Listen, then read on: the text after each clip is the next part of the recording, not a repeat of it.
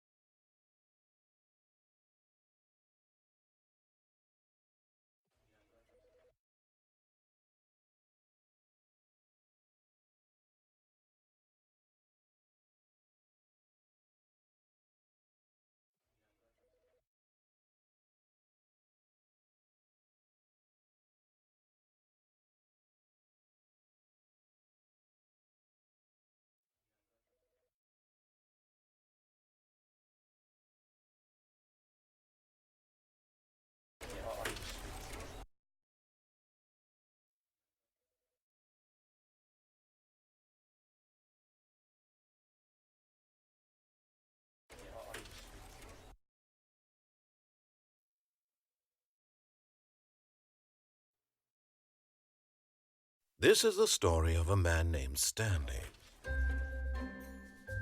Stanley worked for a company in a big building where he was employee number 427. This is the employee number 427's job was simple. He sat at his desk. Stanley worked for a company in a big building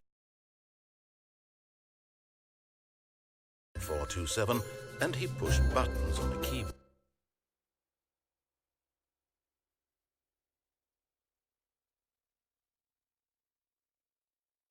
Orders came to him through a monitor on his desk, telling him what buttons to push, how long to push them, and in what order. This is what employee 427 did every day, of every month, of every year. And although others might have considered it soul-rending, Stanley relished every moment that the orders came in, as though he had been made exactly for this job. And Stanley was happy. And then one day, something very peculiar happened. Something that would forever change Stanley. Something he would never quite forget. He had been at his desk for nearly an hour when he realized that not one single order had arrived on the monitor for him to follow. No one had showed up to give him instructions, call a meeting, or even say hi. Never in all his years at the company had this happened, this complete isolation. Something was very clearly wrong. Shocked, frozen solid, Stanley found himself unable to move for the longest time. But as he came to his wits and regained his senses, he got up from his desk and stepped out of his office.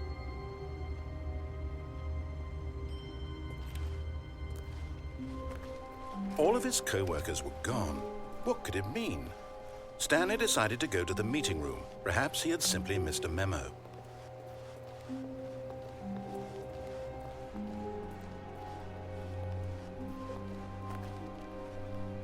When Stanley came to a set of 2 open doors, he entered the door on his left.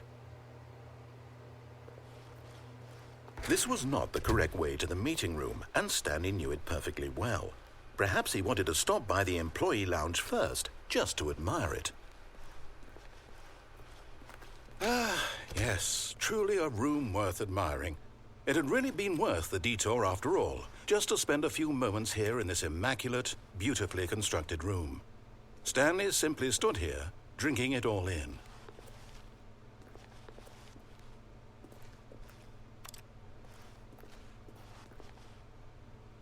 Yes, really, really worth it being here in the room. A room so utterly captivating that even though all your co-workers have mysteriously vanished, here you sit looking at these chairs and some paintings. Really worth it.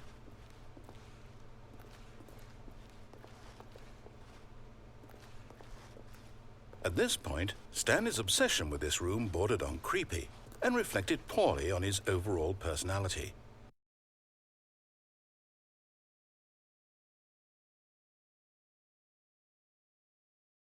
It's possible that this is why everyone left.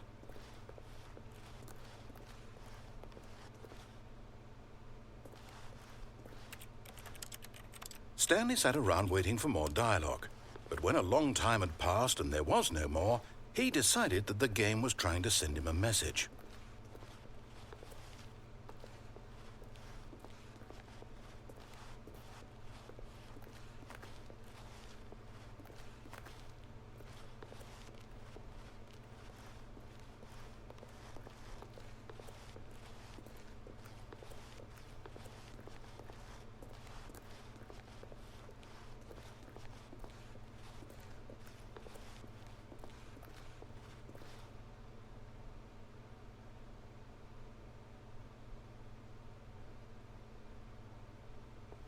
But at last, he'd had enough of the amazing room and took the first open door on his left to get back to business.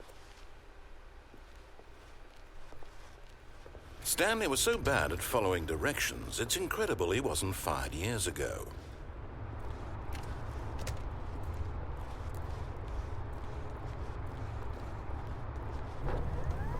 Look, Stanley, I think perhaps we've gotten off on the wrong foot.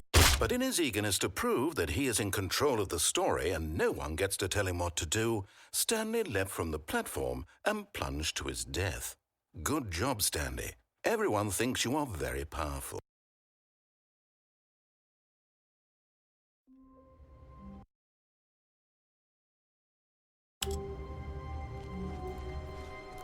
Just a step through this door, Stanley thought to himself, that's all I need. If I can make it through this door, I can make it through them all.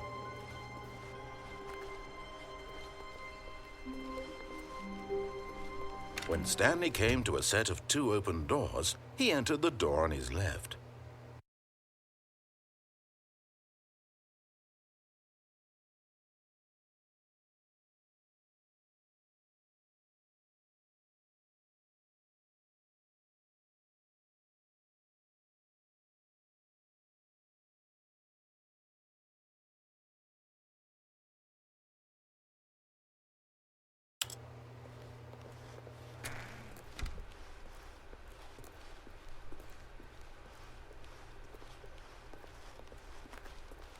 Yet there was not a single person here either.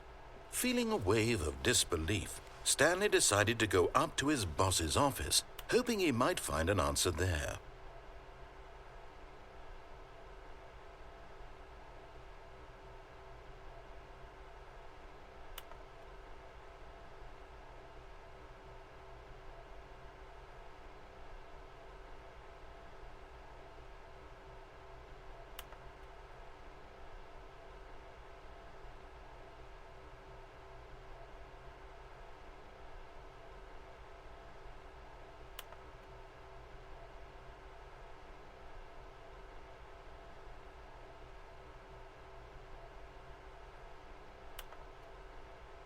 Stanley just stood there doing nothing at all. He seems to think I have nothing better to do with my time than to sit around and describe every fascinating little detail of his inability to do anything.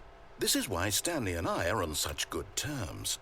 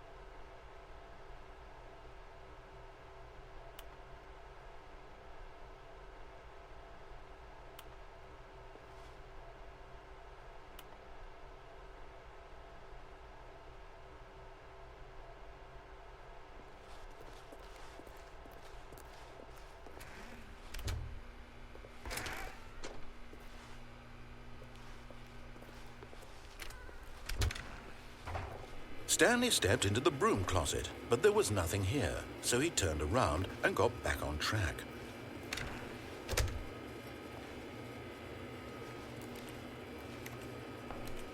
There was nothing here. No choice to make, no path to follow, just an empty broom closet. No reason to still be here.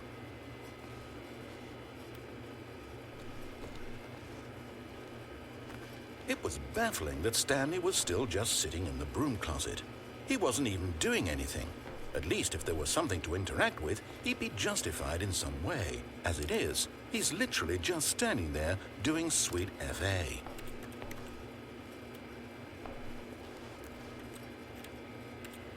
Are you really still in the broom closet? Standing around doing nothing? Why? Please offer me some explanation here. I'm genuinely confused.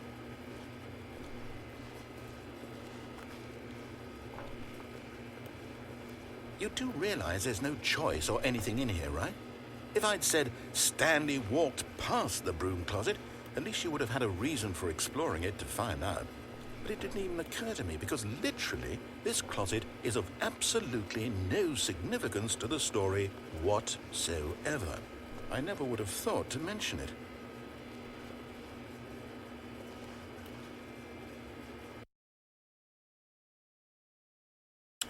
Maybe to you this is somehow its own branching path.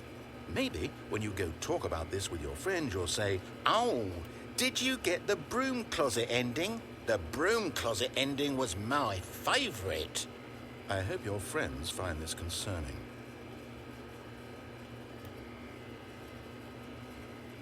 Stanley was fat and ugly and really stupid. He probably only got the job because of a family connection. That's how stupid he is. That or with drug money. Also, Stanley is addicted to drugs and hookers. Well, I've come to a very definite conclusion about what's going on right now. You're dead. You got to this broom closet, explored it a bit, and were just about to leave because there's nothing here when a physical malady of some sort shut down your central nervous system and you collapsed on the keyboard. Well, in a situation like this, the responsible thing is to alert someone nearby so as to ensure that your body is taken care of before it begins to decompose. Hello? Anyone who happens to be nearby? The person at this computer is dead.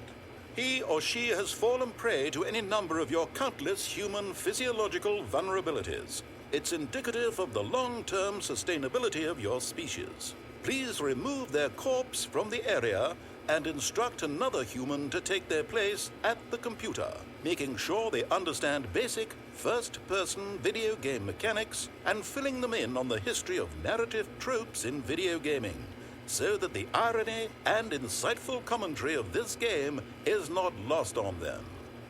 All right, when you've done that, just step out into the hallway.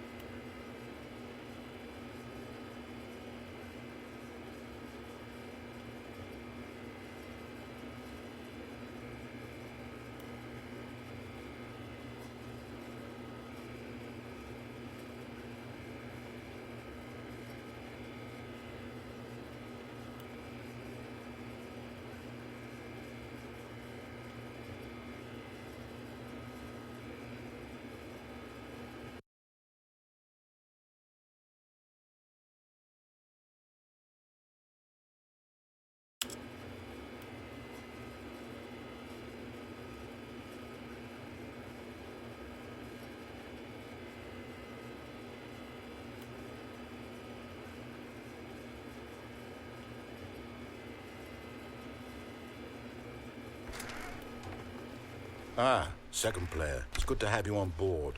I guarantee you can't do any work. Coming to a staircase, Stanley walked upstairs to his boss's office.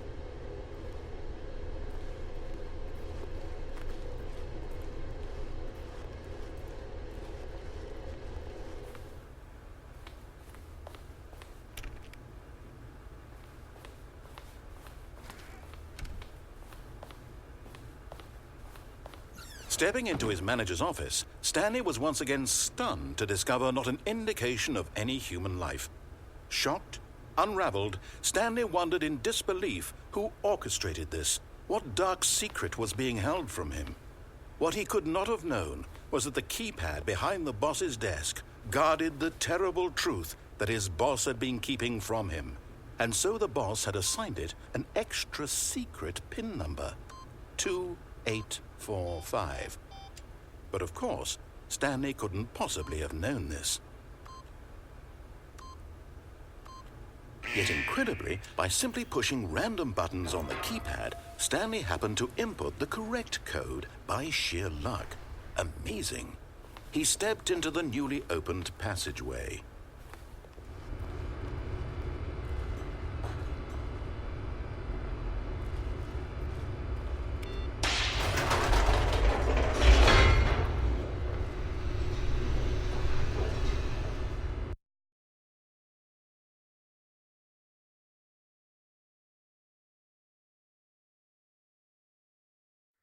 Descending deeper into the building, Stanley realized he felt a bit peculiar. It was a stirring of emotion in his chest, as though he felt more free to think for himself, to question the nature of his job.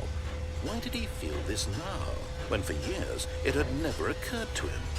This question would not go unanswered for long.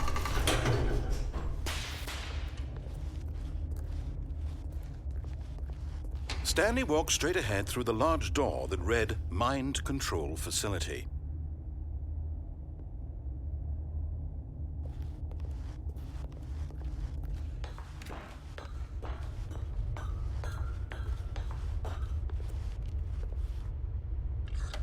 The lights rose on an enormous room packed with television screens. What horrible secret did this place hold? Stanley thought to himself. Did he have the strength to find out?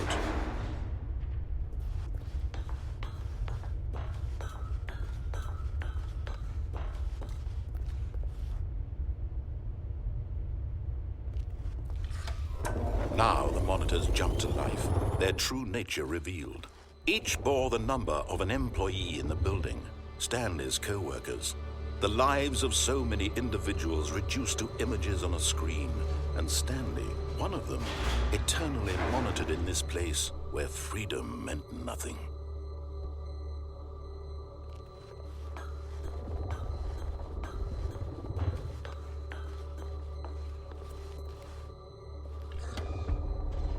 This mind control facility, it was too horrible to believe. It couldn't be true.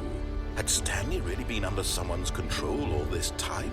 Was this the only reason he was happy with his boring job? That his emotions had been manipulated to accept it blindly? No, he refused to believe it. He couldn't accept it. His own life in someone else's control? Never! It was unthinkable, wasn't it? Was it even possible? Had he truly spent his entire life utterly blind to the world? But here was the proof. The heart of the operation. Controls labeled with emotions. Happy, or sad, or content. Walking, eating, working. All of it monitored and commanded from this very place. And as the cold reality of his past began to sink in, Stanley decided that this machinery would never again exert its terrible power over another human life. For he would dismantle the controls once and for all.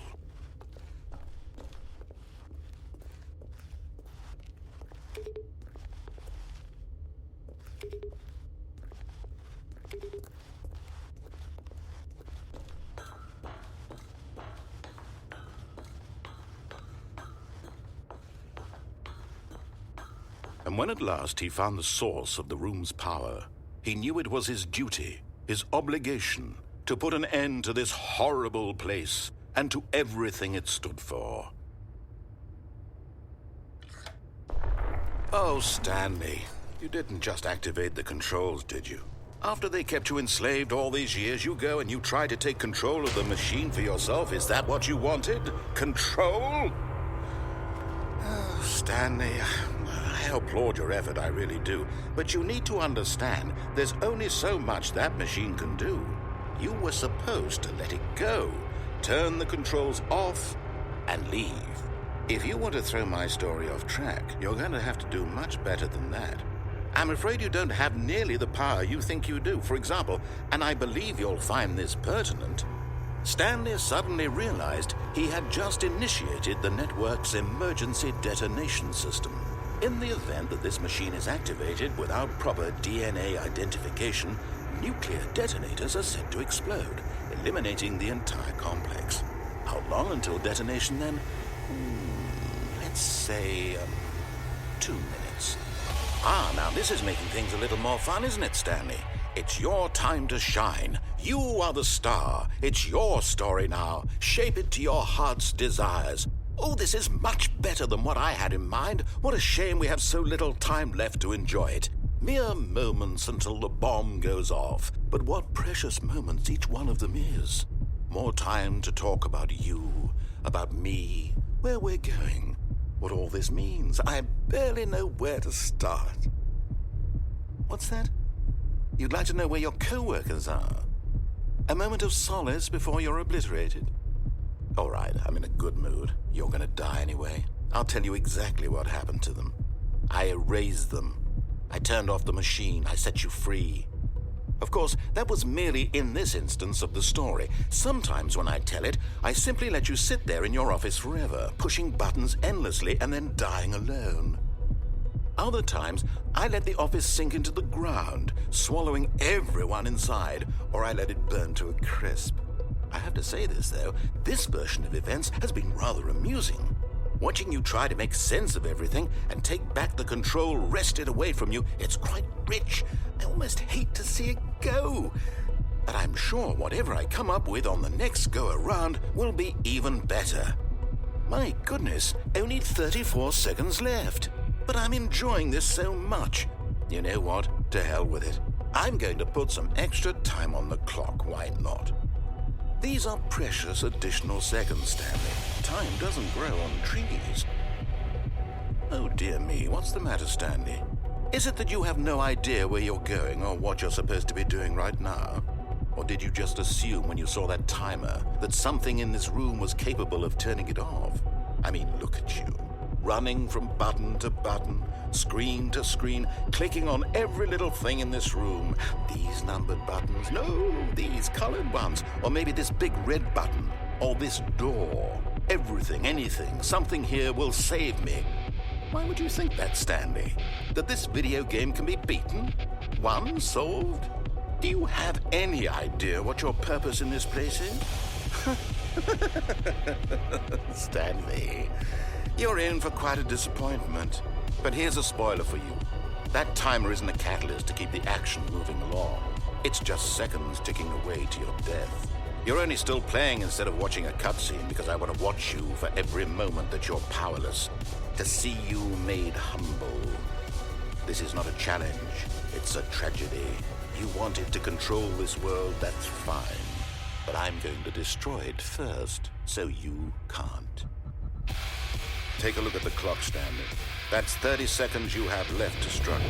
30 seconds until a big boom and then nothing. No ending here, just you being blown to pieces. Will you cling desperately to your frail life, or will you let it go peacefully? Another choice. Make it count. Or don't. It's all the same to me, all a part of the joke. And believe me, I will be laughing at every second of your inevitable life from the moment we fade in until the moment I say, happily ever up.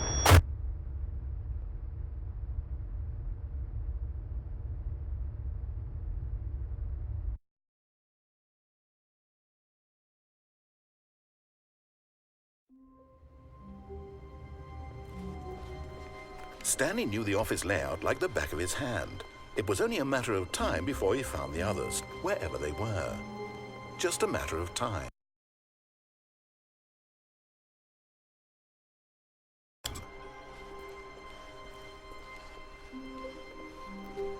When Stanley came to a set of 2 open doors, he entered the door on his left. This was not the correct way to the meeting room, and Stanley knew it perfectly well. Perhaps he wanted to stop by the employee lounge first, just to admire it. Wow, yes, this room. But eager to get back to business, Stanley took the first open door on his left. And so he detoured through the maintenance section, walked straight ahead to the opposite door, and got back on track.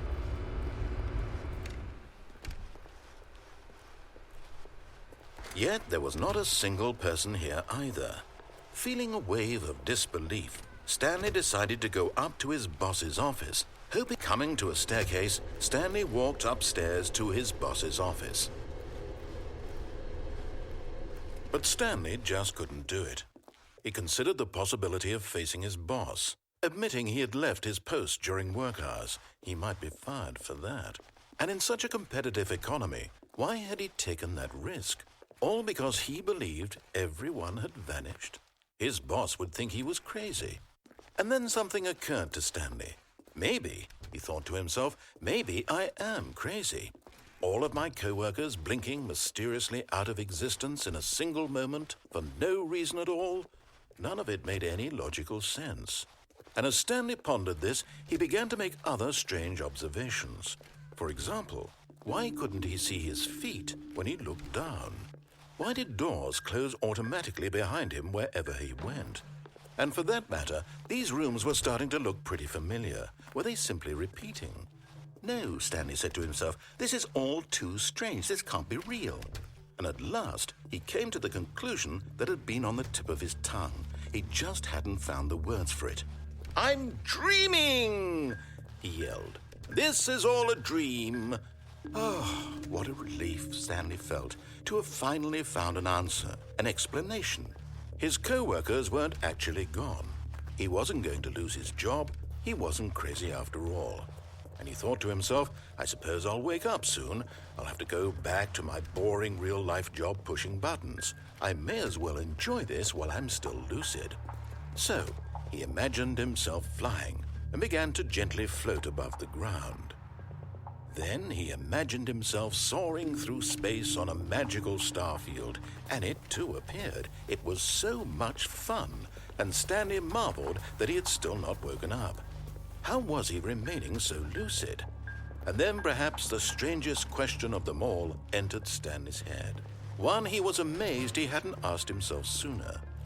Why is there a voice in my head dictating everything that I'm doing and thinking? Now the voice was describing itself being considered by Stanley, who found it particularly strange. I'm